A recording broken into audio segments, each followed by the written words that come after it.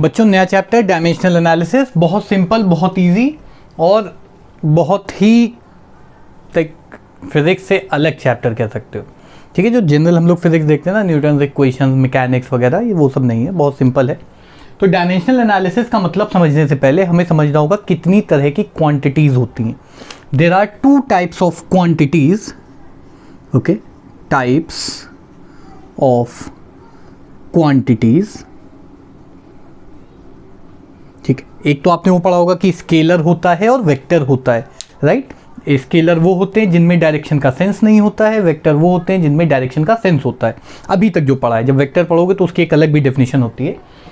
अभी हम लोग पढ़ेंगे क्वांटिटीज़ अगर खुद से बनती हैं, मतलब जैसे फंडामेंटल क्वांटिटी जिसको हम कहते हैं, ऐसी क्वांटिटी जिसको कोई और क्वांटिटी बना नहीं सकती है। ठीक है, so there are two types of quantities. पहली होती है फंडामेंटल और दूसरी होती है डिराइव्ड। जैसा कि नेम सजेस्ट कर रहा है, फंडामेंटल किसी भी और क्वांटिटी से मिलके बनी नहीं होती है। ठीक है, the quantities which can not be defined on the basis of other quantities. जैसे बहुत सिंपल सा तरीका, जिस चीज़ की डेफिनेशन आप ठीक से ना बता, याद नहीं है तो बात अलग है। अगर आप कोई डेफिनेशन आप बना नहीं सकते हो, मैं एग्जांपल बताता हूँ। अगर मैं पूछता हूँ आपसे कि डिस्टेंस का मतलब क्या है, 9th में आपने पढ़ा था डिस्टेंस, तो ज़्यादातर लोग यही डिफाइन करेंगे, it is the length of path. लेकिन अगर मैं कहूँ कि लेंथ क्या होती है, तो आप कहोगे ए से बी का डिस्टेंस। ठीक है, तो घूम फिर के बात क्या हुई, वही उस तरह की बात हो गई कि घर कहाँ है मंदिर के सामने, मंदिर कहाँ है घर के सामने, दोनों कहाँ है आमने सामने, ना घर पहुँच रहे हैं ना मंदिर पहुँच रहे हैं। ठीक है, तो वही चीज़ होती है। तो फंडामेंटल क्वांटिटीज़ वो क्वांटिटीज़ होती हैं जो किसी भी और क्वांटिटी से मिलके नहीं बनी होती हैं। अपने टर्म में लिखना, क्योंकि बहुत सिंपल चैप्टर है, इसलिए बहुत ज़्यादा लैंग्वेज पे हम फोकस नहीं कर रहे हैं। अच्छा, अगर मैं कहता हूँ टाइम क्या है, तो आप लोग कहोगे सर अभी इतना बजा है, सर फ़ोन में देखे इतना बजा है। बट समय होता क्या है? ठीक है, समय खराब होता है, लेकिन होता क्या है ये आपको नहीं पता है। तो देयर आर 7 फंडामेंटल क्वांटिटीज़ और बाकी सब डिराइव्ड है। मैं कुछ एग्जाम्पल 1 2 3 लिखूंगा, फिर बाकी और लिखूंगा। पहली फंडामेंटल क्वांटिटी लेंथ, दूसरी क्वांटिटी मास, तीसरी क्वांटिटी टाइम। अभी फिलहाल हम ये 3 क्वांटिटी देख रहे हैं, फिर 4 और क्वांटिटी होती है। ल्यूमिनेसेंस इंटेंसिटी होती है, अमाउंट ऑफ सब्सटेंस होता है, ठीक है, उसके बाद और टेम्परेचर होता है, उसके बारे में बात करेंगे। तो इन 3 क्वांटिटी के बेसिस पे अगर मैं कहूँ लेंथ या डिस्टेंस अपॉन टाइम क्या हो जाएगा, स्पीड, तो डिराइव्ड क्वांटिटीज क्या हो जाएंगी, जगह थोड़ी छोड़ी है, अभी बताएंगे क्यों। डिराइव्ड क्वांटिटीज हो जाएंगी जो किसी भी और क्वांटिटी से बनाई जा सकें। ठीक है, जैसे आपको पता है स्पीड होती है डिस्टेंस अपॉन टाइम, यानी कि लेंथ और टाइम से मिलके बन गई। आपको पता है डेंसिटी, ग्राम पर सेंटीमीटर क्यूब या फिर केजी पर मीटर क्यूब। तो डेंसिटी की बात करें तो मास और लेंथ का क्यूब, वैसे ही वॉल्यूम, वैसे ही एरिया। ठीक है, स्पीड हो गई, और भी 1 2 एग्जाम्पल लिख देते हैं। वॉल्यूम लिख सकते हो आप, ठीक है, एनर्जी लिख सकते हो, work done per unit time power लिख सकते हो। ठीक है, तो बहुत सारे ऐसे हो सकते हैं। तो हमने 3 अभी एग्जाम्पल लिखे हैं, राइट। अच्छा, इसके अलावा अगर हम लोग बात करें कि और क्या क्या क्वांटिटीज हो सकती हैं, तो नेक्स्ट क्वांटिटी मैं लिखूंगा ल्यूमिनस इंटेंसिटी,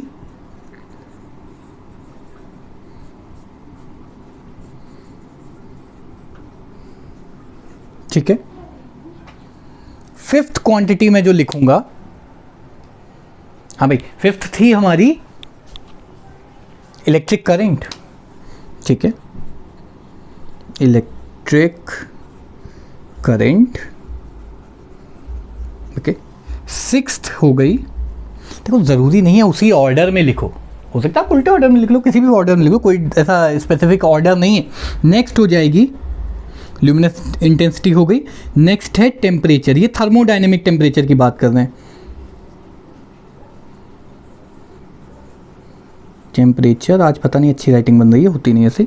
और 7वीं क्वांटिटी देख लेता हूँ, ये बोर्ड में आ रही है, हाँ बिल्कुल आ रही है। नेक्स्ट क्वांटिटी होती है amount of substance, amount of substance, ठीक है।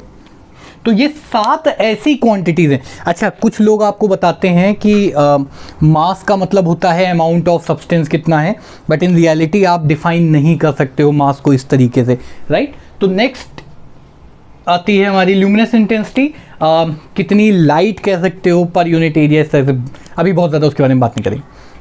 और इलेक्ट्रिक करंट आप सबको पता है, कुछ लोग चार्ज बताते हैं, charge is not the fundamental quantity, electric current is taken as the fundamental quantity.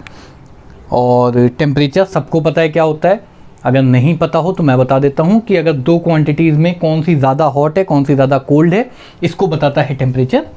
तो डिराइव्ड यूनिट में बहुत सारे आप एग्जाम्पल लिख सकते हो, आप लिख सकते हो पावर, ठीक है, बहुत सारी, सब नहीं लिखने बैठे हैं। इसके अलावा एक स्पेशल तरह की क्वांटिटी और होती है जिसको कहते हैं सप्लीमेंट्री।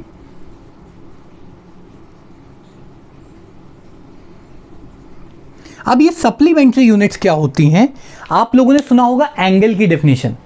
एंगल जो मैंने बताया भी था आपको थोड़ा सा जब हम लोग बेसिक मैथमेटिक्स पढ़ रहे थे, रेडियन वगैरह के कॉन्सेप्ट्स देख रहे थे। तो सप्लीमेंट्री यूनिट्स दो ही ली गई हैं, एक ली गई है एंगल जिसको हम कहते हैं प्लेन एंगल, और दूसरा है सॉलिड एंगल, ठीक है। तो ये दो तरह की सप्लीमेंट्री यूनिट्स होती हैं, पहली है प्लेन एंगल या सिर्फ एंगल बोल देते हैं, दूसरी है सॉलिड एंगल, ठीक है। तो जल्दी से पहले इसको नोट करो फिर मैं एक्सप्लेन करता हूं। पॉज कर लो, नोट कर लो, और आई होप आप लोगों ने पॉज किया होगा, नहीं तो बैक करके कर लेना। एक चीज़ याद रखना कि ये जो एंगल होता है, ये सॉलिड एंगल तो आप लोग 12th में पढ़ोगे गॉस थ्योरम में ज़्यादा अच्छे से। जो प्लेन एंगल है आपने सुना होगा ना, आर्क अपॉन रेडियस, तो ध्यान से देखना, एंगल को हमने डिफाइन किया था आर्क, ये आपको नोट नहीं करना, मैं सिर्फ बता रहा हूँ, अपॉन रेडियस, ठीक है। आर्क भी लेंथ होती है, रेडियस भी लेंथ होती है, तो मीटर अपॉन मीटर तो कोई यूनिट नहीं होनी चाहिए, यूनिटलेस होना चाहिए। बट एक्चुअली क्या होता है, इसको हमने रेडियन या डिग्रीज, वैसे रेडियन लिया जाता है, और ऐसे ही ये स्टेरेडियन होता है। तो जिनका होना नहीं चाहिए पर कोई क्वांटिटी की यूनिट है, तो इसको हमने कह दिया सप्लीमेंट्री। ना तो ये डिराइव्ड है ना तो ये फंडामेंटल है।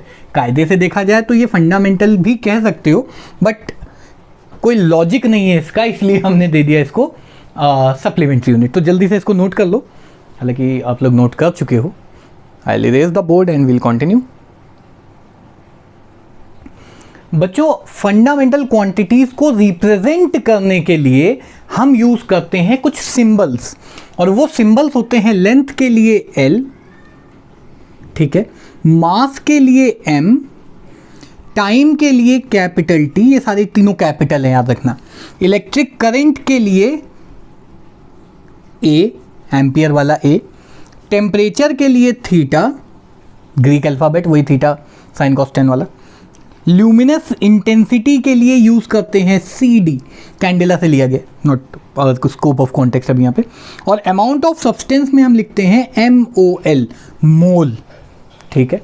तो ये 1 2 3 4 5 6 7 सातों क्वांटिटीज के हमने आपको रिप्रेजेंटेशन बता दिए, ठीक है। अब हम लोग डायमेंशन का मतलब जानते हैं, पहले आप लोग ये नोट कर लो, फिर मैं डायमेंशनल एनालिसिस में डायमेंशन का मतलब अब आपको बताता हूं। आई होप आप लोगों ने नोट कर लिया होगा, नहीं तो अभी पॉज करके नोट कर लो। अच्छा, अब ये डायमेंशन मतलब क्या है और डायमेंशनल फॉर्मूला मतलब क्या है। देखो, डायमेंशन का बहुत सिंपल टर्म में मतलब बताऊं तो किसी भी क्वांटिटी में ये जो देखो सारी क्वांटिटी इन सबसे मिलके बनी है, ठीक है, और ये खुद से मिलके बनी है, खुद ही बनी है मिलके क्या, तो जितनी भी क्वांटिटीज डिराइव्ड हैं या फंडामेंटल भी अगर आप मान लो, तो उन क्वांटिटीज को अगर हम इन क्वांटिटीज के सिंबल से रिप्रेजेंट करें, वो ऐसा यूनिट नहीं, इनके सिंबल थे, देखो सेंटीमीटर भी लेंथ है, मीटर भी लेंथ है।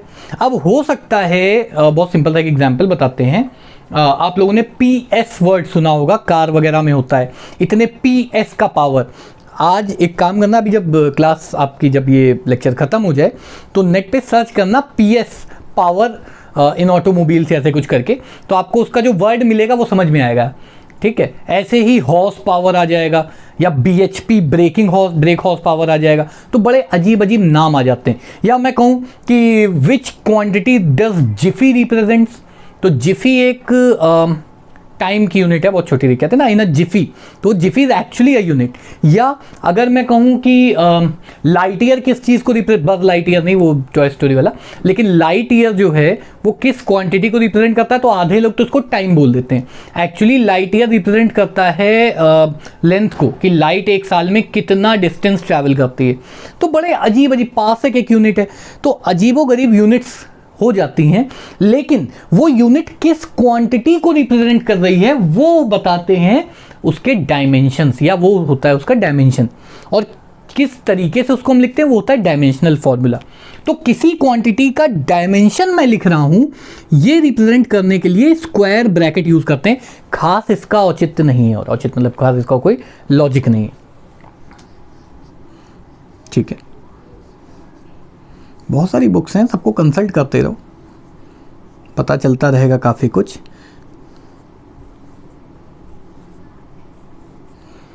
अच्छा, हमारे सिलेबस में जो ज़्यादा ये इल्यूमिनेट इंटेंसिटी आपको पूरे फिजिक्स में क्लास 11-12 में बहुत रेयर होगा जो आपको दिख जाए, वरना ये आपको नहीं दिखेगी। आपको यही 4 और 6 क्वांटिटीज़ में से ही ज़्यादा मिलेगा, ठीक है। तो अब मैं आपको एग्जांपल देता हूँ कि कोई डिराइव क्वांटिटी है, जैसे मैंने कहा स्पीड का डायमेंशनल फॉर्मूला निकालो। तो स्पीड में बेस फंडामेंटल क्वांटिटीज किस पावर से रेज होंगी उसको हम कहेंगे डायमेंशनल फॉर्मूला। जैसे हमको पता है स्पीड होता है डिस्टेंस डिवाइडेड बाय टाइम, ये सब छोटे छोटे बच्चों को भी पता होता है, ठीक है। तो स्पीड का डायमेंशन लिखना है, तो डिस्टेंस का डायमेंशन होता है लेंथ। तो हम लोग डायमेंशन ऑफ स्पीड कुछ इस तरह से दिखाएंगे। डिस्टेंस का डायमेंशन हो गया L और टाइम का डायमेंशन हो गया T। याद रखना, जिसको जिस सिंबल से दिखाया है वही दिखाना है, स्मॉल लेटर यूज मत करना, जल्दी में भी नहीं करना। तो स्पीड के डायमेंशन हो जाएंगे T की पावर -1, यानी कि L T की पावर -1। तो अब कोई पूछे कि स्पीड के डायमेंशन क्या हैं, तो स्पीड के डायमेंशन है length to the power 1 and time to the power -1। अब तुम चाहो तो यहाँ पे m भी लिख सकते हो, भाई मास भी लिखा था ना, तो m की पावर 0 लिख दो। किसी चीज़ में अगर कुछ भी नहीं तो उसमें पावर 0 लगा दो, ठीक है। लेकिन जो होता है एग्जैक्ट वो मैं आपको बता रहा हूँ। तो यहाँ dimension of speed are length या L raise to the power 1 and time raise to the power -1। These powers are called dimensions, ठीक है। बहुत जगहों पे आपको पता ही नहीं चलेगा कि एक्चुअली डायमेंशन क्या होता है, ठीक है। डायमेंशन फॉर्मूला वगैरह सारी बकवास आपको आ जाएगी, लेकिन डायमेंशन इसमें क्या है, dimensions are the powers to which these fundamental quantities, fundamental units are raised to, ठीक है। जैसे स्पीड में मीटर पर सेकेंड में आपने ऐसे निकाला है, अब हम लोग कुछ एग्जाम्पल्स करने वाले हैं, ठीक है। तो मैं बोर्ड इरेज कर लेता हूँ पहले। नेक्स्ट हम लोग देखते हैं कुछ और क्वांटिटीज़ का। तो यहाँ से मैं लिखता जा रहा हूँ एक्सेलरेशन,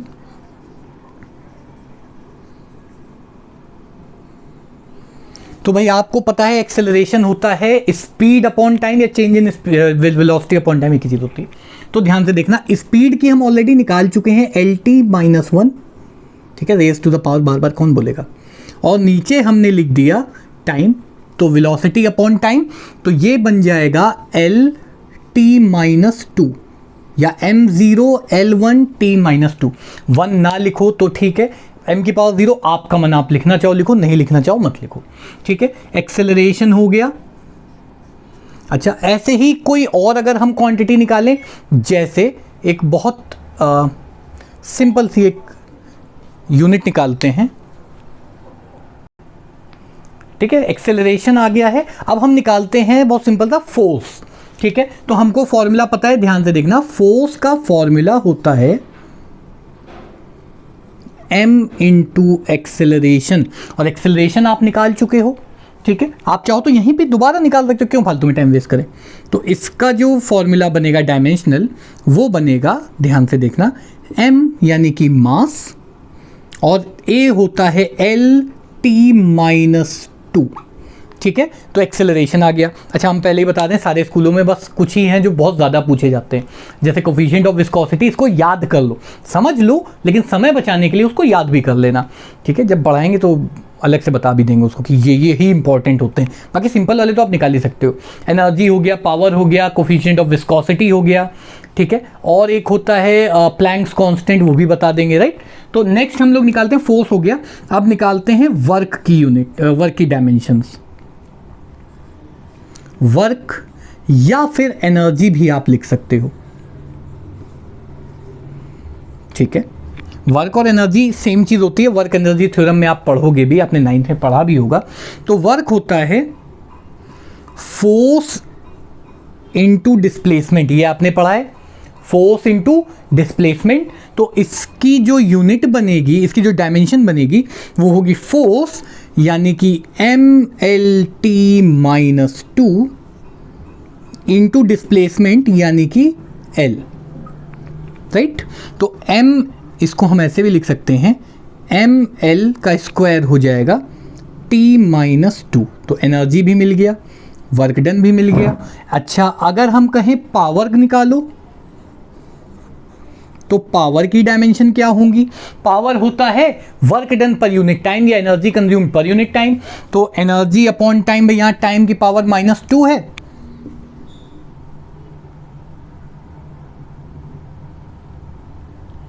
ओके। पावर का निकालते हैं, ये हो जाएगा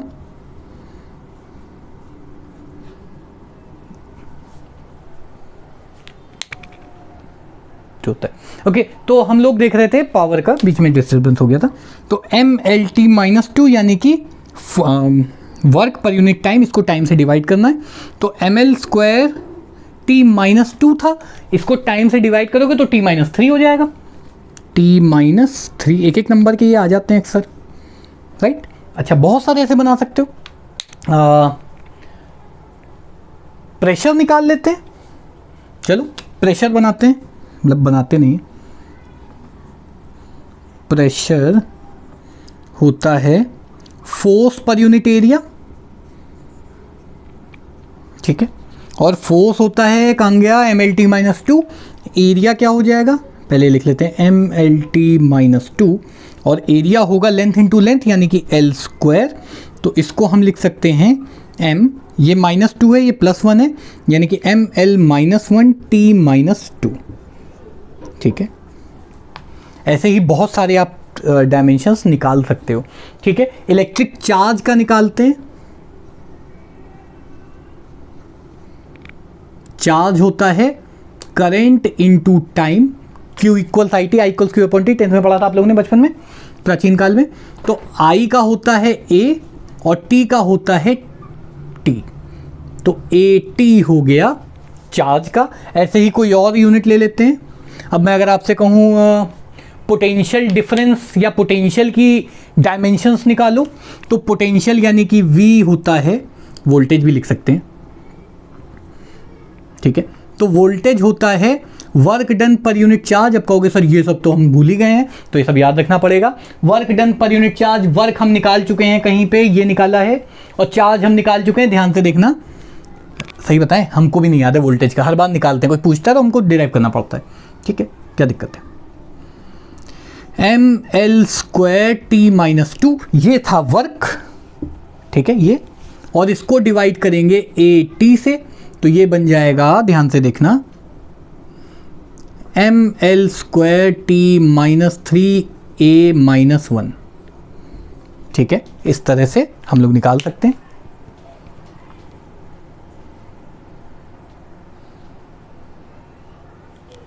तो यार बहुत सारी ऐसे आप लोग निकाल सकते हो चीज़ें, ठीक है।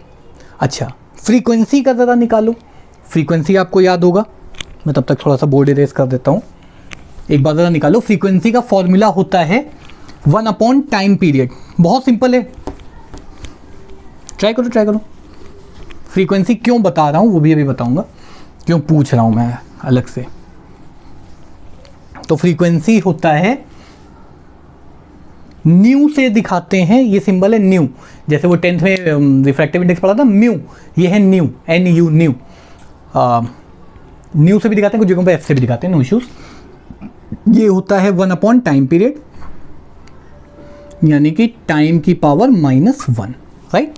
अब अगर कोई कहे कि एक फॉर्मूला है E इक्वल्स एच न्यू, ठीक है, यहां E है एनर्जी, मैं फॉर्मूला बता रहा हूं, यहां पे E है एनर्जी, H है एक कांस्टेंट जिसको हम कहते हैं प्लैंक्स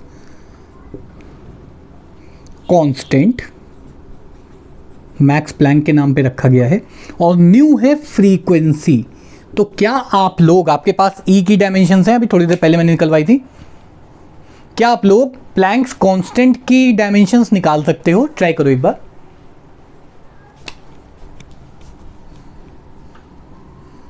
प्लैंक्स कांस्टेंट के डायमेंशन जो हैं ये हो जाएंगे एनर्जी के डायमेंशंस अपॉन फ्रीक्वेंसी के डायमेंशंस, ठीक है।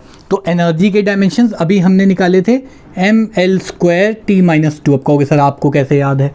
हर साल पढ़ाते हैं, याद हो जाता है। आप भी बहुत प्रैक्टिस करोगे, याद हो जाएगा। आप भी हर साल यही चीज़ पढ़ोगे, तो कोशिश करो ना पढ़नी पड़े। और फ्रीक्वेंसी हो जाएगा t⁻⁻1, ठीक है। तो इसका जो फॉर्मूला बनेगा वो बनेगा ml² t-1, ठीक है। This is Planck's constant. अक्सर पूछ लिया जाता है एक नंबर में, किसी न किसी फॉर्म में मिल ही जाएगा। अभी ऐसे ही हम लोग विस्कोसिटी का भी निकालते हैं, कोफिशिएंट ऑफ विस्कोसिटी बोलते हैं उसको, ठीक है।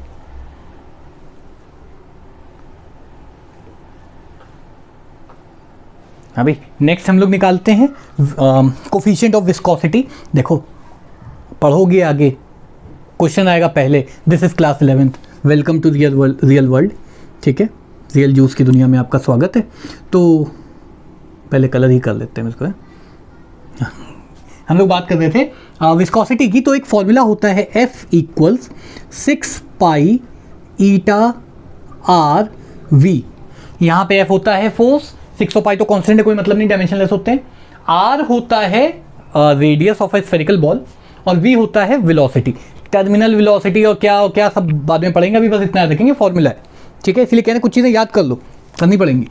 तो यहाँ पे ईटा, जिसको ईटा फेंक के मारते हैं ना, जो झगड़ा हो जाता है, ईटा मीटा नहीं होता, ये ईटा होता है, याद रखना। तो ईटा के अगर डायमेंशन निकालने हैं तो इसके डायमेंशन, इसी को कहते हैं कोफिशिएंट ऑफ विस्कोसिटी, या कभी कभी सिर्फ विस्कोसिटी बोल देते हैं, तो इसमें कंफ्यूज मत होना, राइट। तो हम लोग लिखेंगे यहाँ फोर्स का डायमेंशन इंटू आर का डायमेंशन इंटू वी का डायमेंशन। और भी 2-3 फॉर्मूले होते हैं जिसमें ईटा आता है, तो हो सकता है बुक में जो आप पढ़ो हो सकता है वो थोड़ा सा अलग हो, डायमेंशन सेम आएंगे, फॉर्मूले अलग अलग हो सकते हैं, राइट। तो फोर्स का डायमेंशंस mlt-2, ठीक है। आर यानी कि रेडियस एल हो गया, ठीक है। और v का डायमेंशन हम लोग ऑलरेडी निकाल चुके हैं, lt-1, ठीक है। इसको सॉल्व करते हैं, देख लेता हूँ बोर्ड में आ रहा है पूरा कि नहीं। बिल्कुल आ रहा है। तो भाई इसको सॉल्व करेंगे थोड़ा सा। तो ईटा यानी कि विस्कोसिटी के डायमेंशंस जो हैं, तो ये भी बहुत इंपॉर्टेंट था जो हमने पढ़ा था, ये भी बहुत इंपॉर्टेंट है, ये हो जाएगा, ध्यान से देखना, m से तो कोई अब मतलब ही नहीं है, m की पावर 1 है। यहाँ पे l और l कैंसिल हो जाएगा, ये हो जाएगा l की पावर -1 और t की पावर -1। देखो एक जैसे दिख रहे हैं काफ़ी हद तक। तो ये कोफिशिएंट ऑफ विस्कोसिटी या विस्कोसिटी, इन दोनों में से जनरली एक ना एक तो आ ही जाता है किसी ना किसी फॉर्म में, ठीक है। इसके बाद हम लोग अब निकालेंगे ग्रेविटेशनल कांस्टेंट, जो आपने पढ़ा था ना क्लास 9 में, वो फिर पढ़ोगे। न्यूटन कभी पीछा नहीं छोड़ेगा। खुद तो शादी की नहीं न्यूटन ने, देखा जो शादीशुदा होते हैं वही कुछ काम नहीं कर पाते हैं। ये बात गलत प्रूव करी थी आइंस्टाइन ने, खुद शादी करके 2-3 बार। हम लोग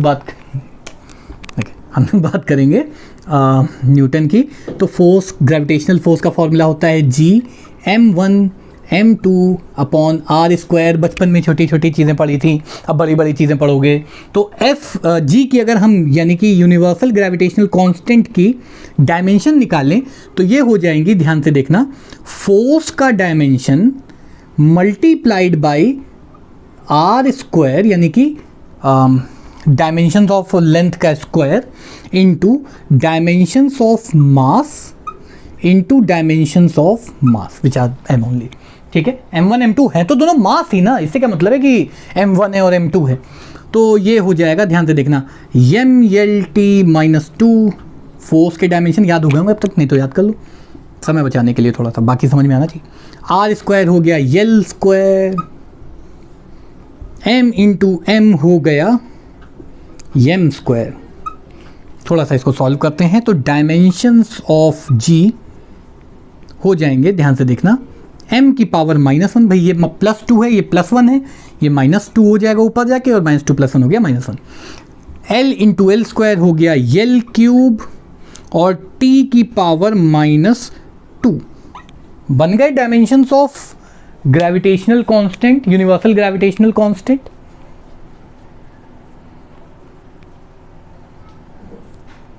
बहुत सिंपल है, ठीक है। अच्छा, तो आप लोगों को मैं कुछ फॉर्मूले बता दूंगा, कुछ शीट्स दे देंगे जिसको आपको सॉल्व करना है। अब एक और टॉपिक है हमारे पास जिसको हम कहते हैं होमोजेनिटी, ठीक है, प्रिंसिपल ऑफ होमोजेनिटी। तो हेडिंग डाल लेते हैं यहां पे, प्रिंसिपल PLE वाला ऑफ होमो, ये जीवन का सबसे कठिन काम है इसकी स्पेलिंग लिखना में। चलिए, क्या सही लिखी है? पॉज करके पहले मैं तो इसकी स्पेलिंग चेक करूंगा। प्रिंसिपल ऑफ होमोजेनिटी को बहुत सिंपल टर्म में डिफाइन करेंगे, थ्योरेटिकल से ज़्यादा ये चैप्टर एप्लीकेशन बेस्ड है। तो प्रिंसिपल ऑफ होमोजेनिटी कहता है, अगर ABC नहीं लिखेंगे हम लोग, अगर लिखा है x इक्वल्स y कितना बुरा y लिखा है, y प्लस z, तो इन सब के डायमेंशन बराबर होंगे। प्रिंसिपल ऑफ होमोजेनिटी कहता है, इन एन इक्वेशन, वर्ड याद रखना, in an equation only those terms can be added, subtracted और इक्वेटेड। वर्ड याद रखना, मैं लिख देता हूं यहां पे, एडेड, सब्ट्रैक्टेड और इक्वेटेड।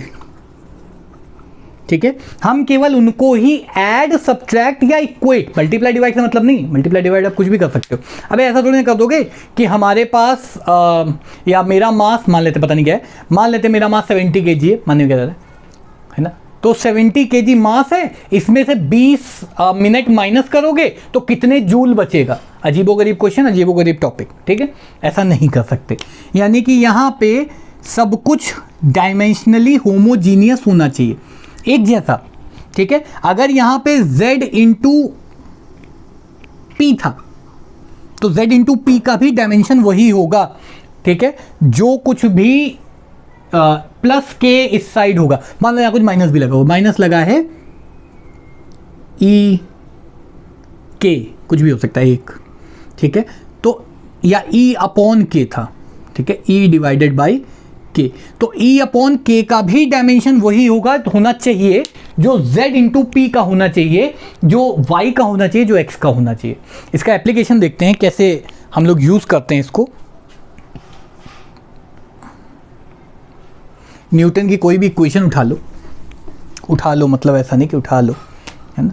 जैसे हमने लिखा V equals U plus AT, तो V का डायमेंशन LT-1, U का डायमेंशन LT-1 और AT का डायमेंशन, A का डायमेंशन क्या होता है LT-2 और T का डायमेंशन T होता है ऑब्वियसली, तो -1। तो ध्यान से देखो सब कुछ बराबर आ गया, LT-1 equal LT-1 plus LT-1, यानी हो सकता है ये इक्वेशन सही हो सकता है, क्योंकि अगर मैं यहाँ पे हाफ AT लिख देता, डायमेंशन वही आते, हाफ का कोई डायमेंशन थोड़े ना है, डायमेंशन वही आते, लेकिन इक्वेशन गलत होती। तो डायमेंशनली करेक्ट चीज जरूरी नहीं है करेक्ट हो। आगे पढ़ेंगे इस चैप्टर में, सेकंड लेक्चर में चैप्टर मोस्ट प्रोबेबली खत्म हो जाएगा पूरा। अच्छा, तो सेकंड और थर्ड इक्वेशन, पहली बात तो आप वही भूल गए होंगे, तो S equals UT plus half AT square second equation है, और V square equals U square plus 2AS third equation है। तो इन दोनों इक्वेशंस को भी आप चेक करना, दिस इज होमवर्क। बाकी that's it for today, will continue on the next turn, और शीट आपको मिल जाएगी, शीट को आपको सॉल्व करना है, right. So bye bye guys, take care.